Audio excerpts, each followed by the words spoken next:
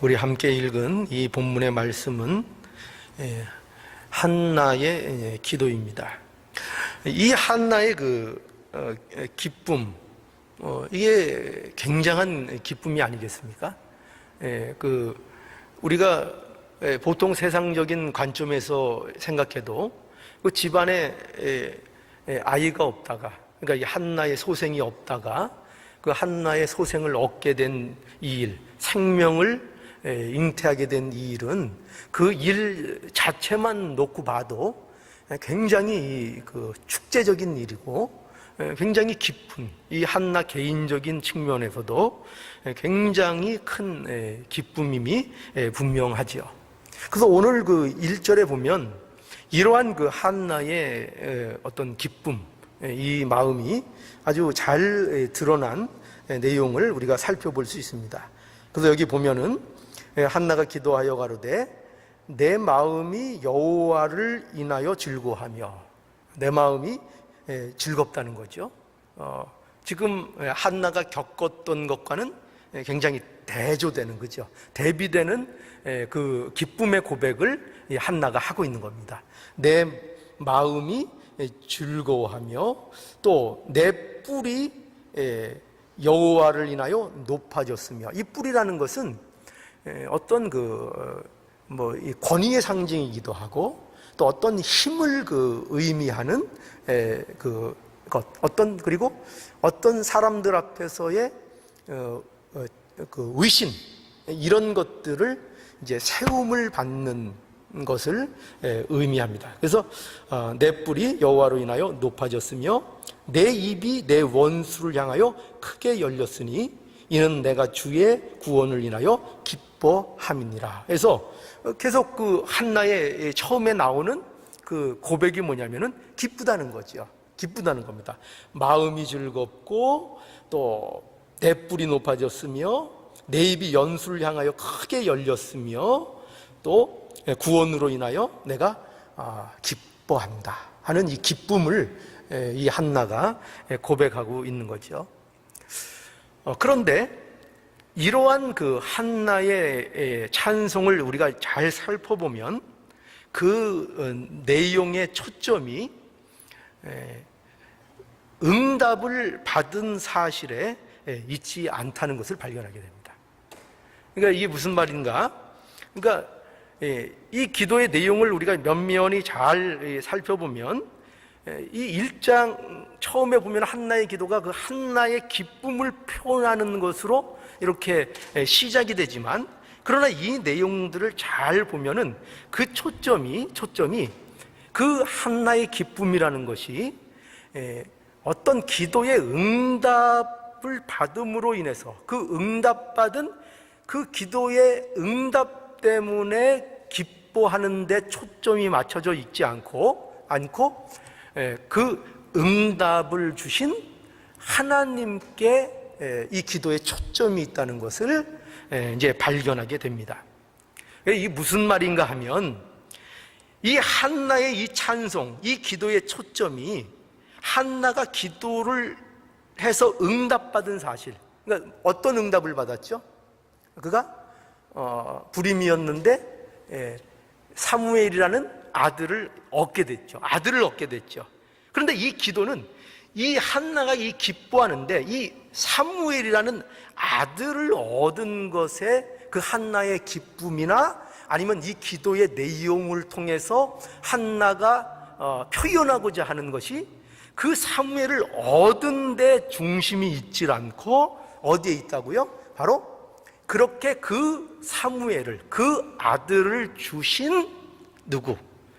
하나님을 강조하는데 이 기도에 중요한 초점이 있다는 겁니다. 자, 그래서 보세요. 한나의 기도의 내용을 보면은 보세요. 자, 처음에는 어떻게 시작합니까? 하나님은 내 뿔을 높여주신 하나님으로, 나에게 기쁨을 주신 하나님으로, 그렇게 고백을 하고 있는 걸 보게 됩니다. 그러니까 나를 기쁘게 한 것에 대한 그 이유와 원인이 어디 있는가 할 때 그 이유를 전부 다 어떤 식으로 한나가 시작하고 있는가 하면은, 내 마음이 여호와를 인하여 즐거워하고, 그렇죠? 여호와를 인하여. 그 밑에도 내 뿔이 여호와를 인하여 높아졌으며. 여러분 이 반복되고 있는 게 뭔지 보이시죠? 이런 모든 기쁨이 여호와를 인하여 높아졌으며, 또 크게 열렸으니 이는 내가 주의 구원을 인하여. 그래서 그 모든 원인을 어디에 집중시키고 있어요? 네, 하나님, 여호와 하나님으로부터 나온 기쁨이고, 여호와 하나님께서 나에게 기쁨을 주셨다라는 것이 강조돼서 묘사되고 있는 그런 내용으로서 소개가 되고 있는 겁니다. 그뿐만 아니라 2절에도 그렇죠. 본격적으로 2절에도 보면은 여호와와 같이 거룩하신 이가 없으시니 이는 주밖에 다른 이가 없고 우리 하나님 같은 반석도 없으시니이다. 그래서 여호와에 대해서 얘기하는 것을 보게 돼요. 바로 이제 여호와에 대해서, 하나님께 대하여 그 모든 초점을 맞추는 것을 보게 됩니다.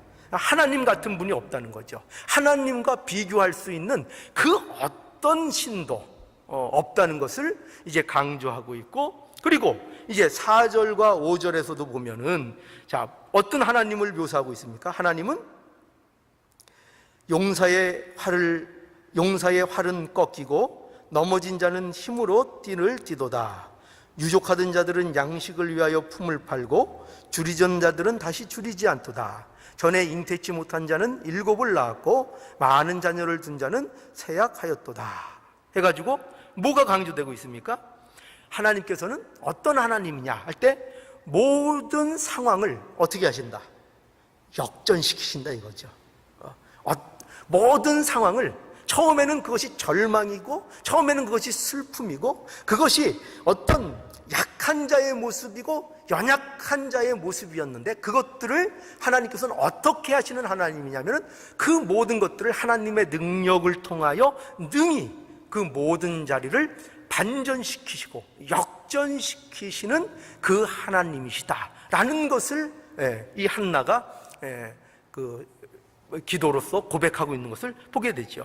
그리고 계속 나오는 것도 뭐냐면은 그 6절부터 보면은 여호와는 죽이기도 하시고 살리기도 하시며 음부에 내리기도 하시고 올리기도 하시는도다.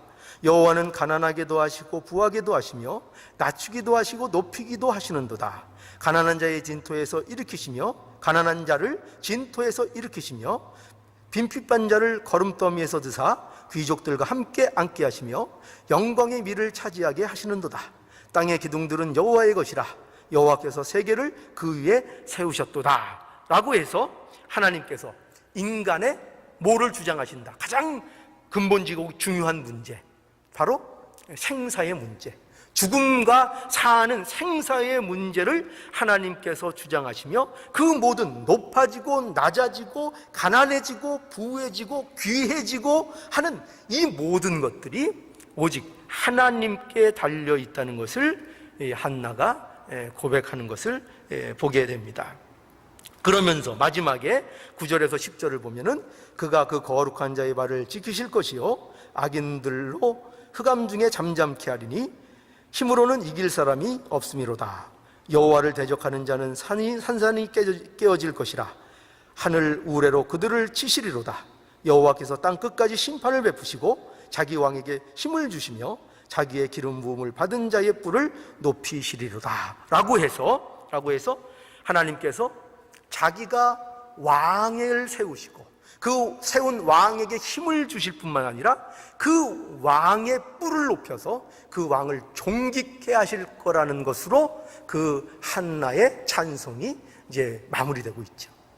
그러니까 이게 어떻게 보면은 앞에도 한나의 뿔을 세우신 그 하나님, 그렇죠? 그 하나님이 어떤 하나님인가를 한나가 계속 설명을 하고, 그리고 결론적으로 그 하나님이 어떻게 하신다는 겁니까?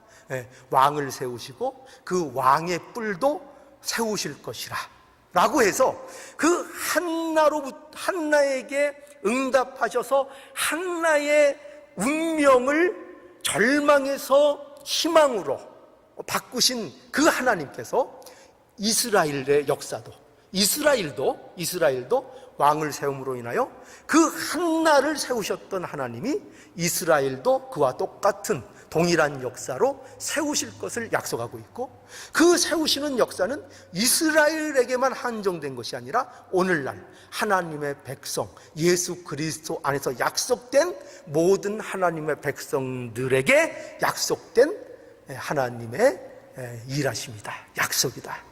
이렇게 이 기도의 내용이 전개되고 있는 것입니다. 그러니까 이 한나의 기도는 단순히 한나 개인적으로 그 응답받은 것을 그저 이렇게 감사하는 정도의 기도가 아니라, 이것은 이스라엘의 미래를 약속하는 기도인 것이고, 그것은 또 우리 믿는 자들, 하나님 안에서, 예수 그리스도 안에서 약속된 하나님의 자녀들의 미래의 어떠함을 약속하고 있는 그런 모든 예언적인, 어떻게 보면 예언적인 기도로서 이 한나의 기도가 여기 등장을 하는 것입니다. 그래서 이것이 바로 한나의 기도가 여기 등장하는 이유가 되는 거예요. 왜 이 기도가 여기 등장을 하는가? 그저 사무엘이 탄생하고 그가 받쳐지고 하는 것으로 다음 이야기로 이제 진전이 빨리 돼도 되는데, 근데 왜 굳이 여기서 이 한나의 기쁨과 한나의 기도가 여기에 이렇게 우리에게 제시되고 오늘날 하나님의 백성들에게 보여지는가 할 때, 바로 이런 이유 때문에 그런 거예요. 이 기도를 통해서 한나가 무엇을 그가 소유하게 되었는가 라는 것을 우리에게 보여주고자 하는 것입니다. 자, 그래서 여러분 보세요. 신자에게 있어서 무엇보다도 중요한 건 뭐냐 하면은, 하나님께서 무엇을 주셨는가 라는 것보다, 지금 이 내용이 그걸 우리에게 강조하기 위한 거예요. 자, 하나님께서 신자들에게, 우리들에게 무엇을 주셨는가 보다, 그것을 주신 분이 하나님이라는 것을 아는데 더 초점을 두고 있다는 것을 기억해야 된다는 거예요. 그러니까 우리는 보세요, 우리가 조심해야 될 게 뭐냐면, 우리가 신앙생활을 하면서 조심해야 될 게 무엇인가 하면은, 우리가 하나님의 의도가 무엇인지, 하나님이 정말 중요하게 생각하는 것이 무엇인지를 우리가 망각할 때가 우리에게는 너무나 많아요. 근데 그게 뭔가 하면, 특히 본문에서 한나처럼 그가 가장 원했던 어떤 소원의 응답을 받게 되면, 그 응답받은 것이 어떻게 되냐면은 그의 마음속에 가득 차게 돼버리는 거예요. 그러니까 이 한나의 예를 들면은, 한나가 하나님 앞에 기도하여 응답받은 게 뭐예요? 사무엘을 얻었죠. 그 사무엘 귀한 아들이죠. 그 귀한 선물이죠. 근데 그 귀한 선물을 주셨는데, 자칫하면 그 선물이 그 한나의 마음을 온통 잠식할 수 있다고요. 그 마음속에 이 사무엘로 가득 차게 되는데, 이것을 조심해야 된다는 거예요. 이것을 조심해야 돼요. 물론 우리가 기도의 응답으로 주신 하나님의 선물, 그것은 귀한 거죠. 한나에게 있어서 사무엘은 굉장한 귀한 하나님의 선물입니다. 그러나 그것이 본질적인 것이 아니라는 거예요.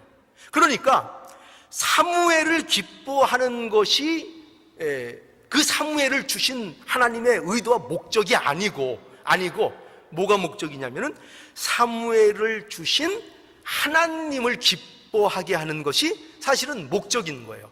그러니까 사무엘을 통해서, 사무엘을 받은 것을 통해서, 그 사무엘을 받았다는 것에 대한 기쁨의 감격에서 그것에 눈이 멀어서 사무엘만 바라보는 신앙이 되면 안 되고 뭐가 돼야 되냐면, 그 사무엘을 나에게 허락하신 그 하나님이 어떠한 하나님이신가, 도대체 하나님은 어떤 계획과 어떤 능력과 어떤 일들을 하시는 분이시길래 이 사무엘이라는 이 아들을 이 불임이라는 절망 가운데에서 나에게 도대체 허락을 해주셨을까 하는 그 하나님의 어떠하심, 거기에 초점을 맞추고 그것을 향하여 눈을 들어야 한다는 거예요. 하나님이 원하시는 것은, 하나님이 주신 것을 통해서 누구를 보길 원하신다고요? 하나님, 바로 그분을 더욱더 보기를 원하고 하나님을 알기를 원하고 계신다는 거죠. 그러니까 이거를 우리는 자꾸 놓쳐요. 그렇죠. 그래서 우리에게 무언가 좋은 거를 주신 것이 있으면 그 좋은 것에만 마음을 빼앗겨서 하나님을, 그 뒤에 역사하시는 하나님을 보지 않고 그 주신 좋은 것에 온통 매달려서 그것을 그저 애지중지하고 그것이 전부인 양 거기에 매달리는 그런 모습이 될 수 있다는 거예요. 근데 하나님의 의도는 뭐라고요? 이것을 주신 것이 누가 이것을 주었는가 하는 그 뿌리를 하나님께서는 보기를 원하셔서 하나님께, 이것 때문에 하나님께 눈을 돌리기를 원하신다고요. 근데 우리는 여기에만 고정을 하죠. 이것을 우리에게 얘기하고 있는 겁니다. 예를 들어서 여러분이 누구에게 선물을 이제 받았다고 한번 가정을 하죠. 선물을 받았다. 물론 그 선물 그 자체가 귀하고 기쁜 거죠. 그죠? 선물 받아보셔서 알겠지만 선물 받으면 얼마나 좋습니까? 선물 중에도 요새는 뭐가 제일 좋아요? 요새 캐시가 제일 좋잖아요. 그죠? 자녀들도 캐시를 줘, 부모한테 캐시 줘야지. 눈치 없이 또 이렇게 준다시고 선물 이렇게 옷 같은 거 이렇게 사다 주고 이러면 또 왜 마음에도 안 들잖아요. 그죠? 요즘 제일 인기 있는 거 캐시를 탁 주면은 제일 마음에 듭니다. 그러나 여러분 보세요. 그래서 선물이 좋은데, 그러나 그 선물을 자체보다 사실은 중요한 게 뭐죠? 그 선물, 좋은 거예요. 그거 무시 못해요. 근데 선물이 좋지만, 그러나 정말 중요한 건 뭐냐면 그 선물 자체보다 그 선물을 준 사람이 귀한 거잖아요. 그렇죠?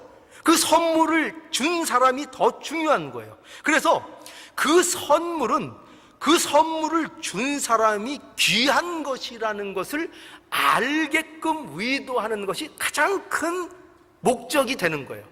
근데 선물만 받고 선물은 좋다고, 그저 좋다고 기분 좋다고 하면서 그거를 누가 줬는지를 금방 까먹어. 누가 줬는지를. 그리고 그 선물을 준 사람의 귀함, 소중함, 그거를 알지 못하고 간직하지 못해요. 그럼 그 선물의 의미가 뭐가 있겠어요? 그렇지 않겠습니까? 그러니까 선물도 중요하지만 더 중요한 건 뭐냐면 그 선물을 준 사람이 어떠한 사람인가를 아는 것이 중요한 거죠. 그 선물을 통해서 그 사람이 어떤 사람인지를 알게 되는 것, 그것이 선물보다 더 가치 있는 것이라고 말할 수 있어요. 자, 그럼 한나가 사무엘을 얻음으로써 무엇을 알게 되었다고요? 무엇 때문에 하나님 앞에 이렇게 고백하고 있다고요? 이 감사를 하고 있다고요? 사무엘 그 자체 때문에 그렇다고요?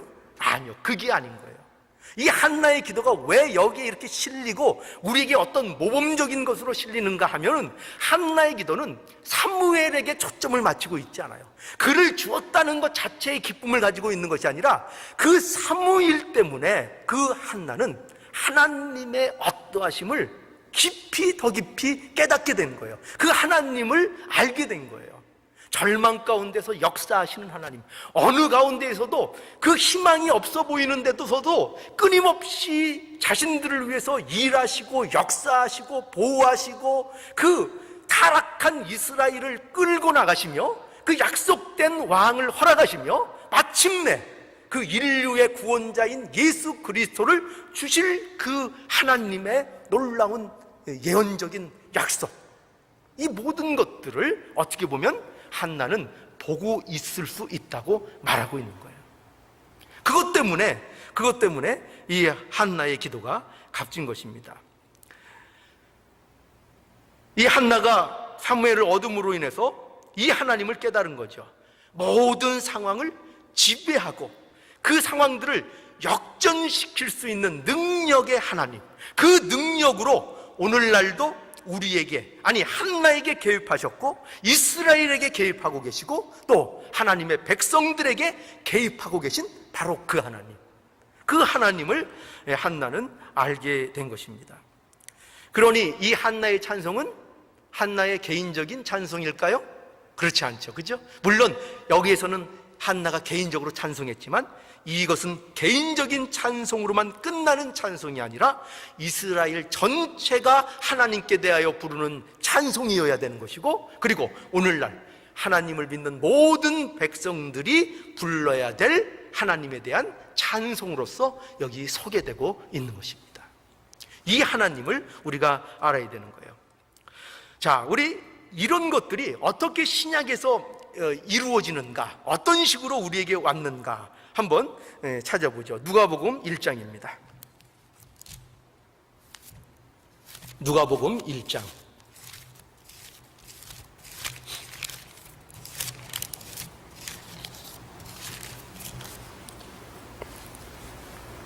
누가복음 1장 46절.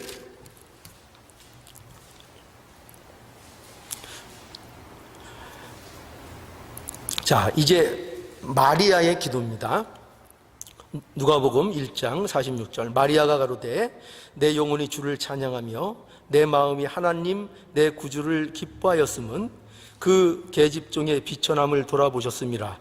보라, 이제 후로는 만세의 나를 복이 있다 일컬으리로다. 능하신 이가 그 큰 일을 내게 행하셨으니 그 이름이 거룩하시며 긍휼하심이 두려워하는 자에게 대대로 이르는도다. 그의 팔로 힘을 보이사 마음의 생각이 교만한 자들을 흩으시고 권세 있는 자를 그 위에서 내리치시며 비천한 자를 높이셨고 줄이는 자를 좋은 것으로 배불리셨으며 부자를 공수로 보내셨도다. 그 종 이스라엘을 도우사 긍휼히 여기시고 기억하시되 우리 조상에게 말씀하신 것과 같이 아브라함과 및 그 자손들에게 영영히 하시리로다 하니라. 예, 이게 마리아의 기도입니다. 하나님은 어떤 하나님이냐? 여기 이제 또 나타나는 거죠. 하나님은 어떤 하나님이냐 할 때 그 핵심이 뭐냐면 하나님은 높으신 분이다 이 말이죠. 하나님은 능력이 무한하신 그런 하나님이다 이거죠. 그런데 그 하나님께서 어떤 하나님이시냐? 능력이 무한하시고 높으실 뿐만 아니라 그 하나님은 지금 신약에 와서 어떤 하나님으로 우리에게 묘사되고 있는가 하면은 낮은 자들을 위하여 찾아오시는 하나님으로서, 그러니까 능력이 무한하신 하나님인데 그 능력을 가지고 관망하는, 그저 관망하고 바라보고 어떻게 하는가 지켜보는 하나님이 아니신 그 능력을 가지고 찾아오셔서 인간들의 일에 개입하시고 간섭하시고 하나님께서 그의 성의와 열의를 다하시는 그 하나님으로서 우리에게 묘사하고 있는 것입니다. 그래서 하나님께서 오셔서 하는 일이 뭐냐 할 때는 뭐를 얘기하고 있는 거예요? 바로 무력한 인류를 구원하시는 하나님으로 이렇게 우리에게 약속되어 있는 겁니다. 그러니까 여기서 무력하다는 것은 뭐냐면은 우리가 누구를 위해서 하나님이 이 땅에 오셨는가 할 때 무력한 자들을 위해서 오신 거죠. 그 무력한 자들을 어떻게 표현했습니까? 누구를 위해서 예수님이 오셨어요? 병든 자들 또는 귀신 들린 자들 또는 가난한 자들, 이런 자들, 그 무력한 자들이죠. 무력한 자들. 근데 이런 것들은 단지 실질적으로 병든 자이기도 하고 귀신 들린 자이기도 하고 가난한 자이기도 하지만 그들은 누구를 얘기하는 건가 하면은 바로 죄 아래 사로잡힌 인류를 얘기하는 거죠. 죄 아래 사로잡혀서 죄 아래 종노릇 할 수밖에 없었던 무력한 인간들, 그들을 위해서 누가 오셨는가? 능력이 무한하신 그 하나님께서 오셨으며 그 능력을 가지고 그들의 무력함에 개입하셔서 그들의 무력함, 가난한 어떤 불행, 이런 모든 것들을 전환시키시며 거기를 역전시키시는 그런 하나님으로서, 그것을 이루시러 오신 하나님으로서의 예수 그리스도를 우리에게 허락하신 거죠. 그래서 우리가 그 예수 그리스도 안에서 바로 그런 모든 절망, 우리가 운명적으로 갈 수밖에 없었던 모든 자연인이, 모든 인류가 결말로 맺을 수밖에 없었던 그 길로부터 하나님께서 구원하시는 그 모든 역사를 역전시키시는 그 일을 우리에게 허락하셨다는 것입니다. 그것이 이제 신약에서 이루어진 거예요. 그러니까 똑같죠. 한나의 기도를 통해서 약속하신 그 내용, 그리고 마리아가 얘기하고 있는 그런 내용, 그 모든 것들이 동일한 약속으로서 그때도 이루어졌고 오늘날 현실 속에서 동일한 그 하나님의 약속을 받고 이루는 가운데, 그 이루어진 가운데 우리가 살고 있는 하나님의 백성인 것을 우리에게 말씀하고 있는 것입니다. 그래서 여러분, 바로 이러한 하나님을 저와 여러분들이 이제 기도 속에서 만나야 하는 것입니다. 바로 이 하나님을 만나야 되는 것입니다. 이 한나가 만난 이 하나님을 저와 여러분도 만나셔야 하는 것입니다.